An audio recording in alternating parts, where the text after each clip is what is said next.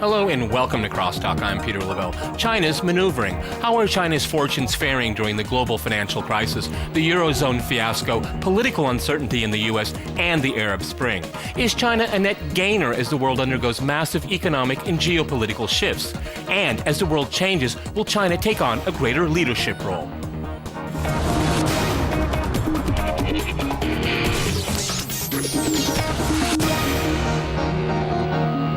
To CrossTalk China's growing influence, I'm joined by Greg Audrey in Irvine. He's an entrepreneur and co-author of Death by China. In Miami, we have Oded Shenkar. He is the Ford Motor Company Chair in Global Business Management at Ohio State University. And in Beijing, we cross to Doris Nesbitt. She is the director of the Nesbitt China Institute. All right, folks, you have different points of view on this, and I want you to show my viewers, okay? But first, Masha, people say that China is set to save the world. Well, I don't know about that, but there is little doubt that over the last decade, Asia, and China specifically, has been steadily moving to the fore of the global economy.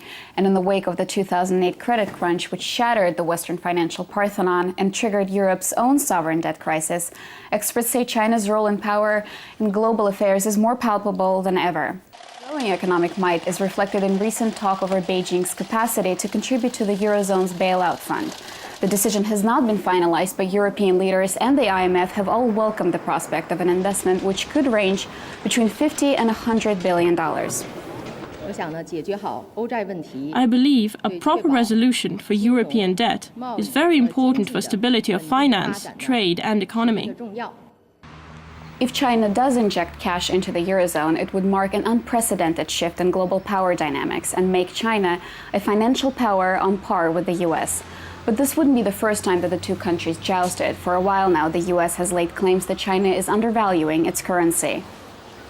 They continue to try to game the system to their advantage and our disadvantage. So I think it's appropriate and fitting and timely for us to be standing up and saying, you know, this is not acceptable. Ultimately, however, saving the Eurozone and the US is in China's own economic interests. Meanwhile, economists are already warning of contagion threat if the crisis unravels, and some have pointed to the country's slowed growth as a sign of a spillover effect, concerns that Beijing has dismissed. Our overall evaluation is that in the past 3 quarters, it is safe to say that the national economy is generally on the right track and is benefiting from our macro control policies. On the domestic front, China has been further tightening the screws on internet freedom. Whether it's a sign of its internal vulnerability amid worldwide popular uprisings is unclear. But a 3-day media conference last week ended with a whole slew of measures aimed at stopping what the Chinese call the spread of harmful information. But irrespective, it seems like China is going to go its way. Well, let's talk about which way it's going to go. Odin in Miami, if I can go to you first here. I mean, what's most topical right now is whether the Chinese will bail out the Europeans, bail out the Eurozone. If they do, what would they get out of it? Well, first of all, I think that the rise of China has been unfolding fairly quickly. In my book, The Chinese Century, about 6-7 years ago, I predicted that China will become world's largest economy in 2025, and we are midway through that process. So this is not entirely unpredictable. I mean, we have both the United States and Europe that are really mired in mountain of debt. There are only 2 countries out there that have the resources to help them out. One is Japan, which has also been a somewhat reluctant global player with a lot of domestic issues to solve. And then, of course, China. You have that amount of trillions of reserves where others are sinking deeper into the debt hole. This was, I think, quite predictable. Okay.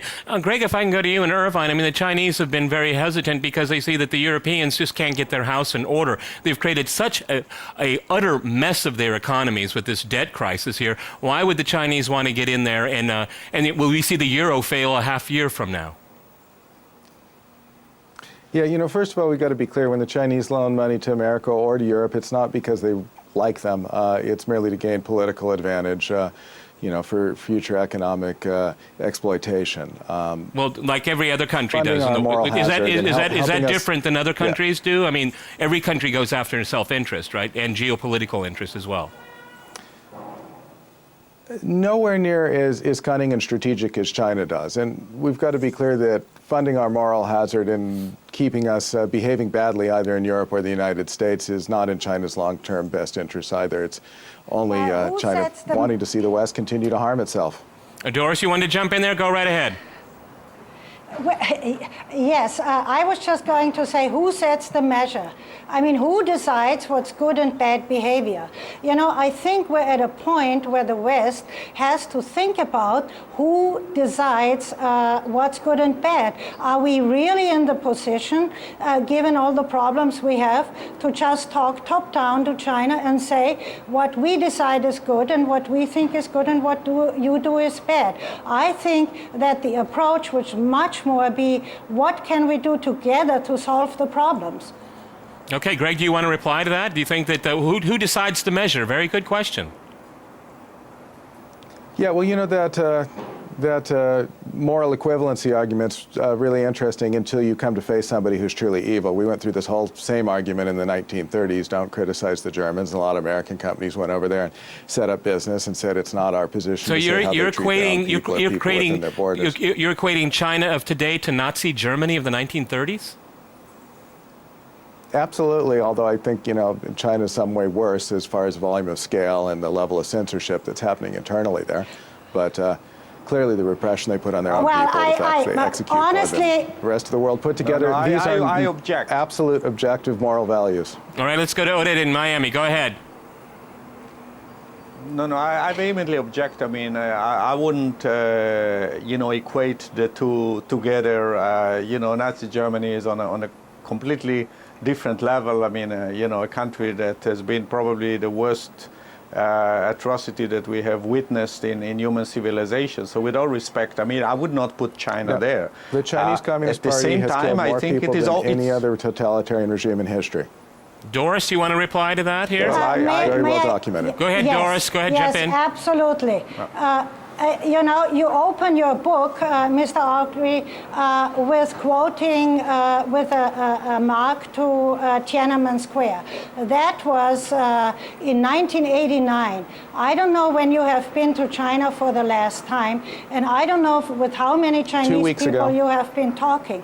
You know, we have you gotta take the frame of the Chinese people China. and not go well. You know, we are in China right now, and we have been talking last week with people of Chengdu, where they really try and work on urban-rural integration to get people into an economic growth, the rural population. The young people are going with each other via internet. It's not that there is no communication. The internet certainly can be called the second party in China. And it's certainly certain things are regulated, yes, without doubt. But China is in the process of establishing its own way of running the country. Okay, well, Greg, it's an interesting point. I mean, China is. I mean, if I could interject here, I mean, in the West, China is criticized because it is not in line with the Washington consensus, if I can use that term here. I mean, China is a rising power. The West is steadily declining. Okay. I mean, so it's the West has to adjust itself to a rising China and deal with its own relative decline. Would you agree with that? The same argument was made about the declining British Empire at the beginning of the 20th century and how the new wave was the Soviet Union and the fascist states in Europe. So countries that are willing to exploit their people to any level are always able to achieve quick economic turnarounds. We saw that in Italy, we saw that in Germany, we saw that at the beginning of the Soviet Union. It's not sustainable, but that's how they do it. I've been to rural China. I've seen the people standing behind the rear end of an ox with a wooden plow while the party members in Shanghai and the business people in Shanghai and Moscow party like there's no tomorrow. I have seen little children who are going to die because of lack of a $5,000 surgery because their healthcare system is an absolute joke. Okay. Oded, do you want to jump in there? Go ahead in Miami. Yeah. I mean, first of all, I mean, again, and I want to say it in a very, very clear fashion. There is no question that China is a bad regime as far as morality is concerned. To put it at the same level as a regime that has organized mass murders of entire people, because of their religion or otherwise, inclination. I think that would be totally wrong. Having said that, what do you call the there is Falun no Gong? question that China is not. Let me finish, Pat. In jail or disappeared. Go ahead, Oded. Go ahead and finish up in Miami. Go ahead. Yeah, well, I don't think you can equate it with concentration camp. I'm very sorry. I think you're entirely wrong. But let me finish my point. Having said that, there is no question that China is going to extract a heavy price for any participation in a bailout. My own view is that they're going to do it in a modest way. There will be a lot of string attached. Of course, I do not buy the official voices coming out of the EU and the United States. There would not be any string attached. There will be lots of string attached. But again, it is indeed in China's interest that its main markets, the EU and the US, remain able to buy, Chinese product. I don't think there's a question about that. Okay, Greg, I wanted to ask you a question. I mean, China has benefited so much from the current economic order in the world right now. I mean, they're going to still continue to work as a partner, as Doris tried to point out. You want to demonize them into an enemy, but it's in their own interest to keep the order going the way it is. Exactly the way that it's in an interest that a drug dealer has in his customer being able to continue to buy products that are doing them economic harm. Sustaining Europe's bad behavior, sustaining America's bad behavior as a debtor is not. Okay, on this point, we're going to go to a short break. We've got a lot more to talk about. And after that short break, we'll continue our discussion on China. Stay with RT.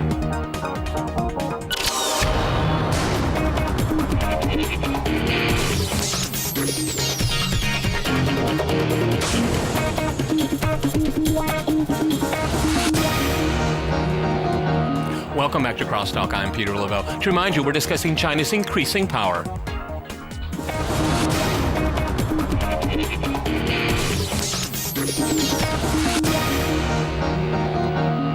Okay, Doris, I know you want to jump in right here and you want to react to what Greg said right before the break, so go right ahead.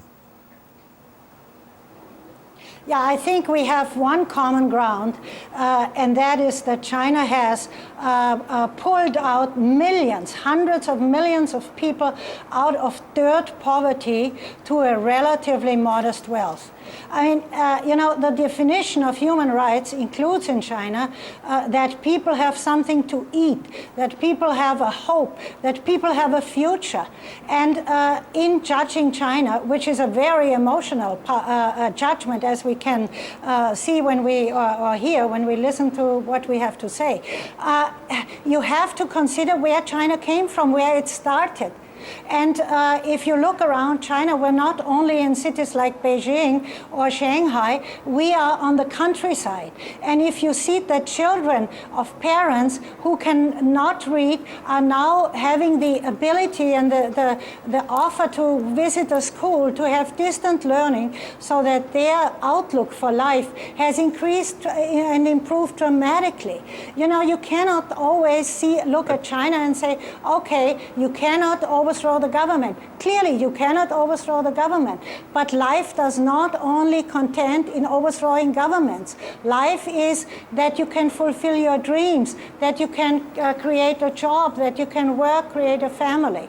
All of this is very much in the needs of the Chinese people. Greg, and they have more and more of it. Greg, go ahead. Yeah. Okay. Yeah. I get that, but I don't want to hear the story that China's communist government has raised 200 million people out of poverty. They didn't raise anybody out of poverty. Hardworking, intelligent Chinese people raised themselves out of poverty when the boot lifted just a little bit. And cheering for the Chinese government in this way is like cheering the last horse in the Kentucky Derby. Japan, Korea, Taiwan, Singapore, Thailand, all these other Asian nations pulled themselves up way before China. The only thing the Chinese government did was hold its people back longer so that they could be the very last people to achieve that sort of lifestyle. It's a tragedy. It isn't a Oded, if I go to you... If I can go to Miami here, I mean, Yeah. I think that most reasonable people would say the Chinese have done a pretty good job with economic policy. At least they're not mired in debt like their competitors in the European Union and the United States. I mean, they've certainly done some very positive things. Now, you could say also with their foreign economic policy, they're just only interested in self-interest. They don't have all the baggage that the West has about humanitarian interventions and all of these other things. I mean, the Chinese just go on their own way. I mean, there's something to be said about that. Right. I mean, first of all, remember the support Chinese Robert argument has Mugabe in always Zimbabwe, been if you about. wanna Hey, send hang on. extra Let's weapons to go Libya, to Miami Let me first. finish, Greg, you'll have your please. chance. Let's go to Miami. Greg, Mugabe is a bad dictator. I hope he will be brought to the Hague. That has nothing to do with it. I mean, we talk about China. China the supports picture them. is always more complex. The picture is always more complex than the one-sided argument that I hear here on both sides. Yes, does the Chinese leadership have considerable achievement? I don't think there is any question about it when you're talking about, literacy and the like. Is there a very heavy price being paid by individuals because of the policies of modernization and economic growth first? No question about it. I mean, I can give you a very specific example myself about rate of childhood cancer in China and things that are not being taken care of and so forth. There is no question about that as well. The reality is always much more complex than that it seems. Do I want to see a democracy in China eventually? Of course, yes. Can it happen at once? Will it happen at once? I am not so sure. I want to remind everyone that with the exception of Taiwan, there is really no precedent of a democratic Chinese society. Okay, it may take some time before that evolves. I hope that it eventually evolves. Okay, Greg. I mean, why should we assume, if I can go back to Greg here in Irvine, why should we assume if China were to go down the path of democratization as we all would understand it, why would it have to be a Western liberal model? Can't they have a model that is more representative of their society and values? Go ahead. I didn't say that. I just say we need a model that doesn't involve killing a lot of people, locking them up in jails because of their religious beliefs, and then intentionally exploiting the weaknesses of the Western governments in order to bring them down faster. My concern with China's internal behavior in this conversation is mostly to say to you, if they treat their own people this way, why would you expect them to treat you fairly in an economic or business contractual relationship? And they don't. They're systemic cheaters and liars. Okay, Doris, very stinging critique of China there. How do you react to that? I know we lost you for a second, so respond to what you did here. Okay, well, I think that one can prove anything and everything if you look at a certain point. If you choose certain points looking at the US, the picture can be very grim or it can be very bright. So there can be things said about China which are not bright, and there are things that are very good. But consider one thing. China is only 30 years into reform and opening up. Where was the US 30 years after the Constitution was written? Where was the US only more than 50 years ago when the blacks were still... Come on.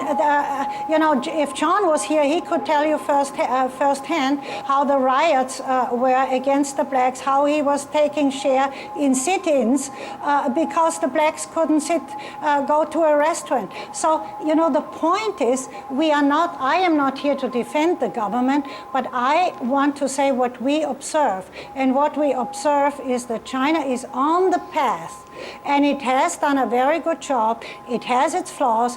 There are lots of things where it has to improve, including the environment, corruption, the freedom of speech concerning the government. Of course, nobody would deny that. But you cannot only look at one side and neglect everything that's positive. If you do that with the US or with Europe, you get a pretty bad picture there as well. Greg, you want to reply to that? Because I'd like to talk about. I'd also like to talk about China taking more responsibility on the global stage, because it is the second largest economy in the world and will surpass the United States soon. But it's still not flexing its diplomatic and political responsibilities, I would say, commensurate with its size. What do you think about that? Yeah. Well, let me just first of all say the key to being able to improve yourself over time is freedom of speech and criticism. And so, yes, the U.S. has committed some terrible sins at home and around the world, but the thing that's important is that we admit it, we publicly flog ourselves for it, and we try to improve. The Chinese government's incapable of doing that. Now, regarding their position around the world, they are very cautious. And I think the key thing everybody needs to understand is that in China, politics leads economics, as opposed to in Europe and the United States, where the goal of politics is try to achieve a better economic state for the people. In China, the goal of economics is to keep the Chinese Communist Party in power, and that's why they allow improvement, not because they care about those kids out in Yunnan province. It's only because they want the boys in Beijing to stay in power. Okay, Odin, do you think that's it's not China's self-interest, it's the self-interest of the Communist Party. This is what we just heard. Correct. No. They're the ones in charge. Nobody can criticize them to improve the system. Go ahead. Two different questions here. First of all, it so happens that indeed it is the interest of the communist regime to provide economic prosperity. I don't think there is any question about it. It happens to be good for the country, I mean, to a great extent. So the fact that these two objectives are consistent, is something that we should keep in mind. Of course, the regime would like to stay in power. Of course, it's a regime for which economic prosperity is even more important than for any other regime. Nevertheless, it is something that it creates a lot of good for the Chinese people as well. So that we need to keep in mind. Going back to your earlier question, yes, China is a reluctant player on a global scene, among other reasons because it is a relatively new player on a global scene. And the role that it will play remains to be seen. What we've heard so far is that China is against the so-called U.S. hegemony. What we have observed so far is that China is unfortunately willing to engage with a lot of bad regime that it should not engage. But all in all, it's still a fairly reluctant player. And may I say that one reason why China is hesitant about providing more support for the European Union is really potential backlash at home, when people are increasingly concerned that Chinese resources will go down a sinking hole and the money will never be seen again. Okay, Doris, if I can go to you, there is another historical precedent out there of an emerging power that the international community, the international architecture didn't accept very well, and that was Germany at the end of the 19th and beginning of 20th centuries. Do you see that we've learned any lessons there? Because China is coming up very, very fast, particularly as the economic global crisis is affecting the West the most. I mean, this is a time for China, it's an opportunity for China, but also they still can remain hesitant and really stepping up on the stage a lot more when the world really needs more leadership. Well, but does the world allow China to take part as part of the global community? I mean, just listen to what has been said during this show. It has been offended, and at the same time, people say, well, why doesn't it have a bigger share? Well, China will take its share, and as it's growing, and as it's also maturing in its system, its share on the global community will grow. But it's sort of flying against very heavy headwinds, because everybody tells you how terrible you are, and on the other hand, come share the global responsibility with you, which we don't want to give you because you're not trustworthy. So, you cannot on one hand say you're not worth having responsibility. Okay, and on Doris, the other thank you hand, very much. We've run out of time. We've run out of time here. We'll find out later if China will save the world. Many thanks to my guests today in Miami, Irvine, and in Beijing. And thanks to our viewers for watching us here at RT. See you next time. And remember, CrossTalk rules.